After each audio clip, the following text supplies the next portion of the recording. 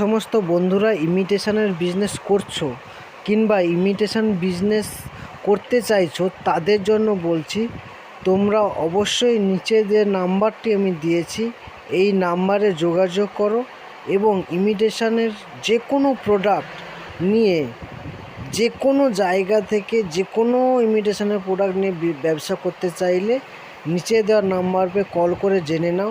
এখানে A to Z সমস্ত ইমিটেশনের product পাওয়া যায়, একদম কারখানা থেকেই কাঁচা এবং কালারিং প্রোডাক্ট তুমি পেয়ে যাবে।